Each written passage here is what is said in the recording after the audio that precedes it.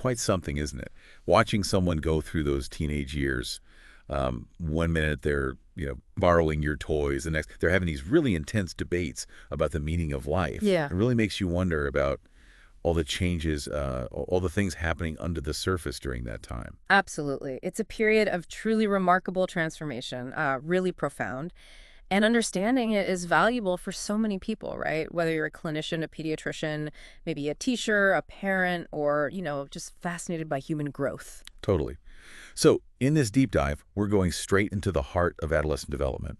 We're aiming to explore the physical, cognitive, social, and emotional shifts that really define this stage. Hmm. We've pulled together quite a bit of information, scientific studies, detailed reports, and our goal, really, is to extract the most significant insights, maybe some surprising details, and give everyone a clear picture of what makes adolescence so unique, without getting too bogged down in jargon, hopefully. Exactly. We want to provide an engaging, insightful overview of these huge changes teenagers go through as they mature. Okay, sounds good. Let's kick things off at the physical side of things then. Puberty, it's more than just a growth spurt and a few new hairs, isn't it? Oh, definitely. That's right. Puberty is the fundamental biological process driving so much of what we see. It's the transition from childhood to adulthood, Right. and it involves those key changes. Developing secondary sexual characteristics, that big increase in height, shifts in body composition, and ultimately the development of reproductive capacity. It sounds like a really complex orchestration of events. I remember reading about adrenarche and gonadalrche. Yeah. What's the difference there exactly? Good question. Think of adrenarche as the body's sort of subtle early preparation, almost like a secret warm-up act before the main event. Okay. It starts pretty early, maybe age 6 to 8. The adrenal glands start pumping out more androgens, like DHEAS, and the first signs might just be, body odor, maybe some faint genital hair. Right. Very subtle sometimes. Exactly. Gonadalrche, though, that's the main show. That's the activation of the key hormonal system, the hypothalamic pituitary gonadal axis, or HPG axis for short. Ah, the HPG axis. Yeah, and that's what leads to the production of the primary sex hormones, estrogen and testosterone. That drives most the visible pubertal changes. The HPG axis, that sounds pretty crucial. How does that whole system, get going? Well, it starts in the brain with the maturation of something called the gonadotropin-releasing hormone, or GnRH, pulse generator. GnRH. Okay. Think of the brain as the conductor, right? And GnRH is like the first signal. It tells the pituitary gland to release two other hormones, luteinizing hormone, LH, and follicle-stimulating hormone, FSH. LH and FSH. Got it. Right. And these are like the key instruments in the orchestra. Now, interestingly, at first, these hormones are released in pulses mainly during sleep. Oh, really? Just at night? Primarily, yes, in the early stages. But as puberty progresses, that pattern becomes more consistent throughout the day. And then LH and FSH travel down and stimulate the gonads' tests in males, ovaries, and females to produce the sex hormones, testosterone and estrogen. So what flips the switch? What actually starts this whole hormonal cascade? It feels like there must be some kind of biological starting gun. That's the million-dollar question, really. It's a major area of research. And the exact triggers aren't fully understood. Huh. There are theories, of course, things like increasing body fat, maybe changes in insulin sensitivity, levels of other hormones like androgens and leptin. They all seem to be involved. Leptin, the fat hormone. Exactly. It likely signals energy availability, but it's probably a complex mix, Genetic factors definitely play a big role, but environmental factors contribute too, influencing when puberty starts for an individual. Interesting. So there's variability. Mm. And to track these visible physical changes, there's a standard way to describe them, right? The Tanner stages. Exactly. The sexual maturity rating, or SMR, often called Tanner stages. It gives us a common language, a framework to describe how those secondary sexual characteristics are developing. Like Breast development in girls, pubic hair in both sexes, genital maturation in boys. It's a scale, typically stage 1, which is prepubertal, up to stage 5, which represents full adult maturity. Okay. So using that framework, what's the typical order of events for females? In females, the first noticeable signs are usually breast development, the ash, and the appearance of pubic hair, sometimes underarm hair too. Right. Then they hit their fastest rate of growth, their peak height velocity. That usually happens before they reach menarche, which is the onset of menstruation. Okay, so growth spurt first, then menarche typically. And for males, the timeline's a bit different, I think. Yes, slightly different sequence and timing. The first visible sign in boys is usually the enlargement of the testes. Mm. That's followed by the development of pubic hair and then growth of the penis. The peak growth spurt in males tends to happen a bit later in puberty compared to girls, usually around the time their tests have reached a certain size. And other things. Yeah, then you get voice changes, the appearance of facial and body hair, sometimes nocturnal emissions. And in both sexes, you see changes in body composition, more muscle mass relative to fat in boys, more fat deposition in girls, and often acne, thanks to those hormonal Oh, shifts. yes, acne. A classic. Indeed. And as they move into late adolescence, physical maturation naturally slows down. Boys typically continue to gain lean muscle mass. So it sounds like a generally predictable sequence, but you mentioned variability in timing. Absolutely. Yeah. Huge variability sometimes. The timing of these changes is influenced by so many factors. Genetics is a big one, but also the psychosocial environment. Nutrition is crucial, overall health. Even potential exposure to certain environmental substances might play a role. Right. And speaking of timing, I recall reading about this trend towards girls starting puberty earlier now. Is that accurate? That seems kind of significant. Yes, that's something that's been observed and studied quite a bit. Several large reviews and studies, like the NRNA's data in the US, do indicate a trend towards an earlier onset of breast development and menarche in females over recent decades. Any idea why? Well, the reasons aren't definitively proven, but potential contributing factors often discussed include the rise in childhood obesity rates Okay, that makes sense. and possibly exposure to endocrine disrupting chemicals in the environment. But honestly, more research is really needed to understand exactly why this shift is happening and what the long-term implications might be. Earlier puberty could mean longer lifetime exposure to certain hormones, for example. That's a really important point. Wow. Okay, and the growth spurt itself, you said it's dramatic. How much height are we talking about? It's significant. Adolescents typically gain about 15 to 20% of their final adult height during puberty. 15 to 20%. Yeah, it's a lot in just a few years. Females generally hit their peak growth rate earlier than males and also stop growing sooner. That difference in timing contributes to the average height difference we see between adult men and women. And isn't there something about how they grow?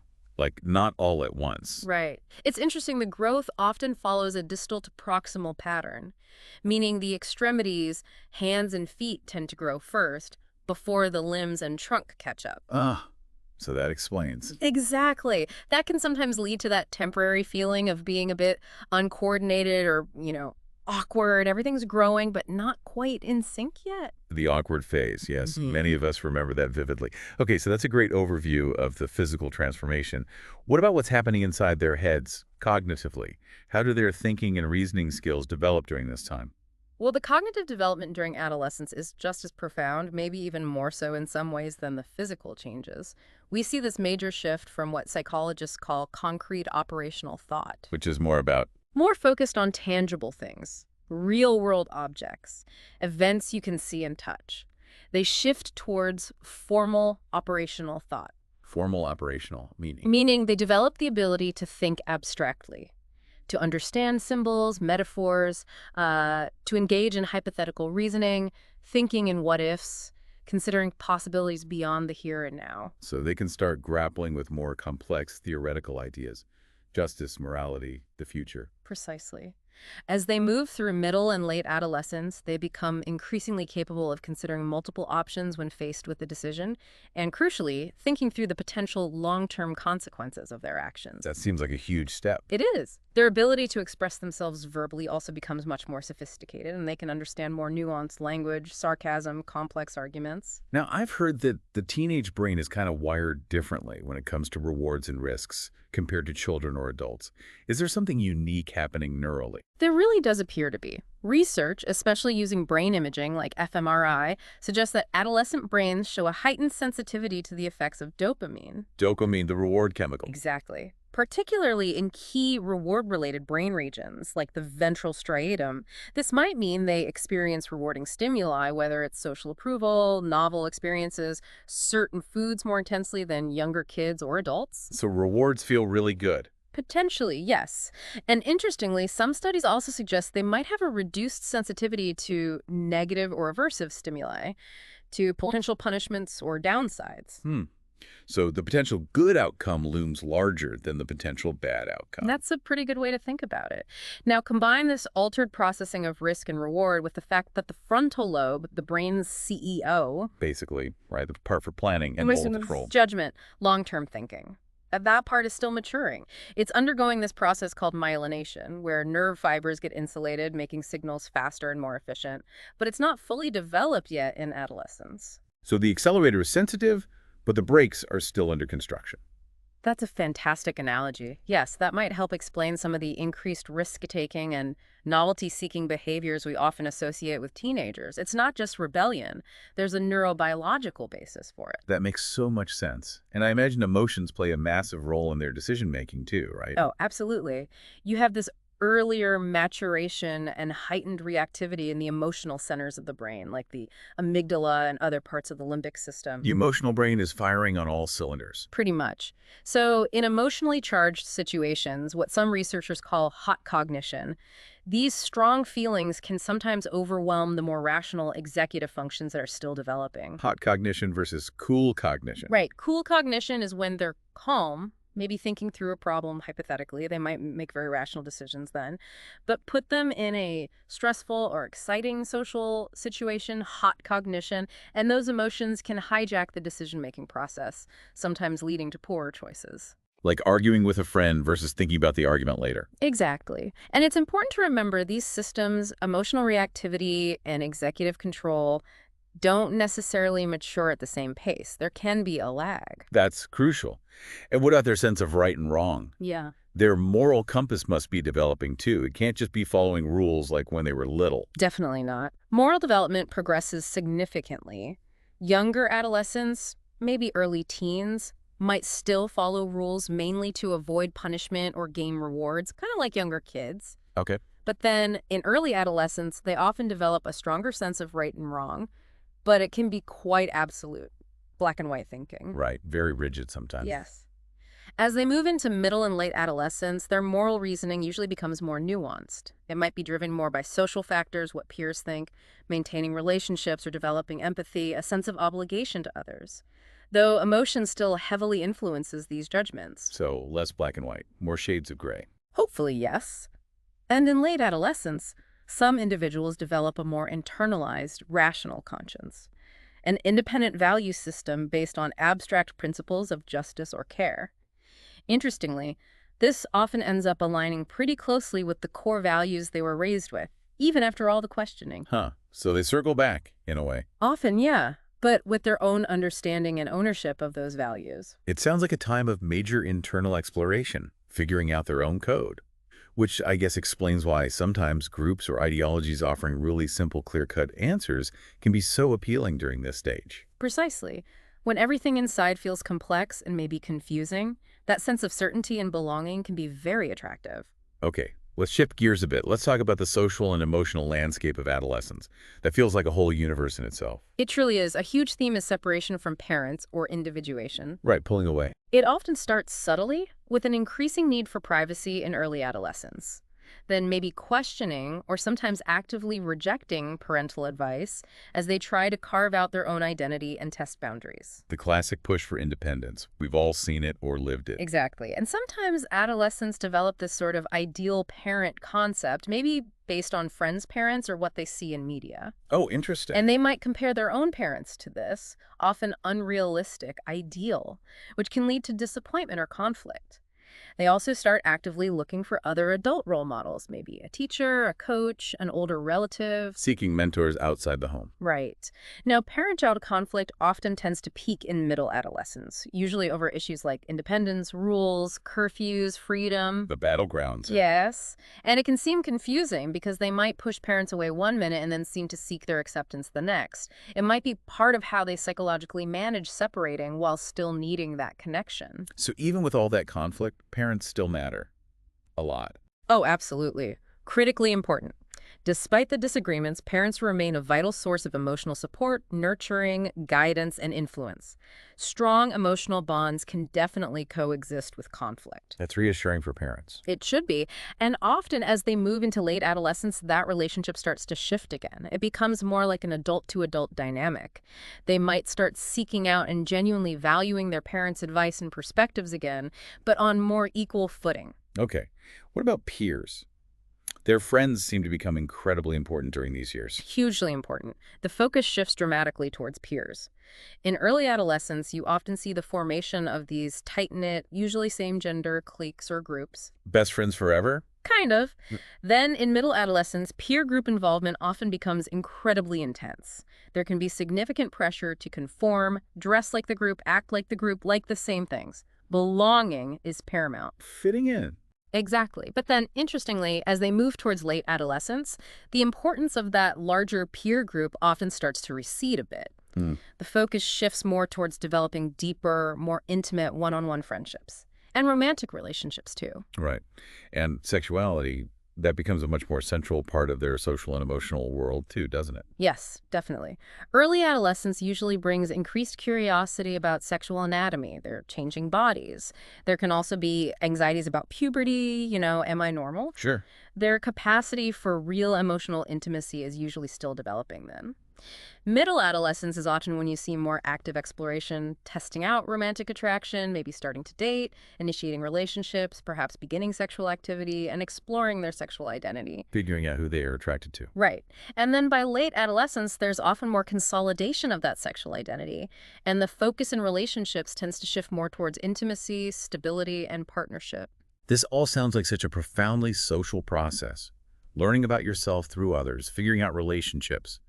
What happens then when those crucial social interactions get seriously limited? Like thinking about recent times of lockdowns and distancing. That's a really critical question and something researchers are actively looking at. Adolescence is widely considered a sensitive period for social development. There's this heightened biological and psychological need for peer interaction. Okay. And research, particularly from animal models, gives us some cause for concern. Studies on social deprivation or isolation during adolescence in animals show it can have potentially damaging effects on brain development and later behavior. More than just general stress. Apparently so. The effects seem to go beyond just a general stress response. They've seen impacts on specific neurobiological systems, particularly dopamine and serotonin pathways, which are key for mood, reward, social behavior, and impacts on cognition too, things like learning, attention, cognitive flexibility. And behaviorally, things like increased anxiety, hyperactivity, sometimes aggression, and changes in sensitivity to rewards. That sounds pretty significant. And these effects seem specific to isolation during adolescence in those models, not just any time. That's what the animal research suggests, yes, which really highlights why periods of significantly reduced face-to-face peer contact could potentially have a disproportionate impact on adolescents compared to other age groups. Their brains are uniquely primed for social input then. But we also live in a world of constant digital connection now. How does online interaction fit into this whole social picture for teenagers? Does it help? Hurt? That's the other side of the coin, isn't it? And it's hugely relevant. Digital technologies, social media, they're ubiquitous for adolescents. And yes, they can potentially play a role in mitigating some of those negative effects of reduced face-to-face contact. How's Well, adolescents themselves often report feeling more connected through these platforms. They can interact with diverse groups of people, maybe find niche communities, and importantly, access social support online from their friends. So it's not a perfect substitute, maybe, but it can offer real social connection. It seems so. Online communication can actually contain many of the core components of face-to-face interactions, sharing information, expressing emotions, getting that feeling of social reward. Some studies even show it can activate similar neural reward pathways in the brain. Interesting. But is all online interaction equal? Like scrolling versus talking? That's a really important distinction researchers are making now. There seems to be a difference between active use of social media, like direct messaging friends, commenting, posting your own content, engaging in conversations. Right, actual interaction. Yes. Right. That tends to be linked more strongly with increased feelings of well-being and helping to maintain relationships versus passive use, just mindlessly scrolling through feeds, consuming content without interacting. The endless scroll. Exactly. That passive consumption may not offer the same social or emotional benefits, and some studies even link it to feeling worse, maybe through social comparison. Okay, that makes sense. Active versus passive use. This has been incredibly insightful, covering so much ground. So thinking about all of this, the biology, the brain changes, the social needs, what are some key takeaways or considerations for people who interact with adolescents? Whether they're healthcare providers, parents, teachers, anyone really. I think one of the biggest shifts is perspective, reframing some of the things we see as challenges. Yeah. The moodiness, the risk-taking, the questioning authority as actually normal, predictable parts of development. Milestones, even. Not problems to be fixed, but stages to be understood and supported. Exactly. And approaching things like puberty and emerging sexuality in a positive, health-affirming way is crucial. Focusing on well-being, providing accurate information, not just focusing on risks or dangers, and definitely avoiding any negative teasing or shaming about their changing bodies. Absolutely critical. What else? Being particularly mindful of kids who might be developing physically earlier or later than their peers. Early maturing girls and late maturing boys, for instance, can sometimes face extra psychosocial challenges because they feel out of sync. Feeling different. Right. So identifying their individual strengths, helping them build positive coping strategies, that can be really beneficial. And for healthcare providers specifically, tailoring communication is key. Talk to the adolescent at their cognitive level, not just about them, to the parent. And privacy. Huge. Offering private, confidential time during visits, especially for the physical exam, can really facilitate open discussion and provide reassurance about what's normal. Good point. And for parents who are right in the thick of it, navigating those sometimes turbulent years. It helps to remember that the push for independence, even the conflict, it's typical. It doesn't mean their influence is gone or that the adolescent doesn't value them deep down. Even when it feels that way. Even then, continuing to model positive values, keeping lines of communication open even when it's tough, is vital. And maybe even using some of those seemingly negative interests, like certain music or online trends, not as something to shut down, but as an opportunity. An opportunity for what? For conversation, for encouraging critical thinking. Why do you like that? What does it mean to you? Fostering positive peer networks is important too, while also being aware of potentially negative influences and helping them navigate those. It sounds like finding that balance, structure, and support, but also space for autonomy. That's the sweet spot. Research consistently points to what's called authoritative parenting being most beneficial. Authoritative meaning. Meaning setting clear limits and expectations, having rules, but doing it with warmth, respect, and explaining the reasons behind the rules. It's not authoritarian because I said so, and it's not permissive, no rules at all. It's that balance. Clear limits with care. Exactly. And staying connected, knowing generally what's going on in their lives, appropriate monitoring, these are protective factors. Being actively involved in their transition towards adulthood, including making sure they get preventive health services, is also really key. Okay. And when it comes to bigger decisions, especially health-related ones, during adolescence. Collaboration is usually best, involving the healthcare provider, the parents, and the adolescent themselves, and really considering the adolescent's developing cognitive abilities, especially in different emotional contexts, that hot versus cool cognition idea. Right, planning ahead. Yes. Encourage them to think ahead, anticipate potentially emotionally charged situations, and maybe make plans or decisions during calm or cool cognition moments that can help them make better choices when things get heated. That's really practical advice. And for providers, how do you tell the difference between typical teenage stuff and something more serious, like a mental health issue? That's a crucial skill. You look for significant dysfunction. Is this behavior causing major problems at home, or with school performance, or in their relationships with peers? Is it persistent and causing distress? That's when you start thinking beyond typical development. But it's also important to reassure everyone that the vast majority of adolescents navigate this period successfully. They become healthy, happy, functioning adults. That's an important reminder. You also briefly touched on broader interventions beyond individual families or clinics. Yes, because individual behavior happens in a larger context. There are recommendations for interventions at structural levels, like laws about minimum age of marriage, social marketing campaigns, community programs. School-based initiatives are huge things like comprehensive sexuality education, mental health support embedded in schools, screening for substance use risks. A multi-layered approach. Exactly. Healthcare providers are key in promoting healthy behaviors because so many leading causes of adolescent death and illness are actually preventable accidents, suicide, substance use complications. We need comprehensive, high-quality adolescent healthcare What system. does that look like? Affordable, continuous, confidential coverage, services tailored to their specific developmental needs, reproductive health, mental health, substance use services are critical, and that requires having enough healthcare providers who are properly trained and compensated to work with adolescents, and making sure all providers stay up to date on preventative health guidelines for this age group. This has been a truly comprehensive deep dive. It's just remarkable, isn't it, seeing how all these different threads, the physical, the cognitive, the social, the emotional, are so tightly interwoven during adolescence. It really is a period of profound transformation. It absolutely is. It's this incredibly dynamic interplay of biology, thinking skills, social experiences, and now, increasingly, how they navigate the digital world, all shaping who they become. Definitely dynamic and always changing, it seems. So as we wrap up this deep dive, here's maybe a final thought for our listeners to chew on. Given how rapidly technology and social interaction are evolving, especially online, how might our understanding of adolescence and the ways we support them need to adapt in the years ahead? How do we strike that crucial balance between fostering their growing independence and providing the right kind of guidance and support in this constantly changing world? That's the critical question moving forward, isn't it? Continuing to explore and understand this stage, adapting our approaches.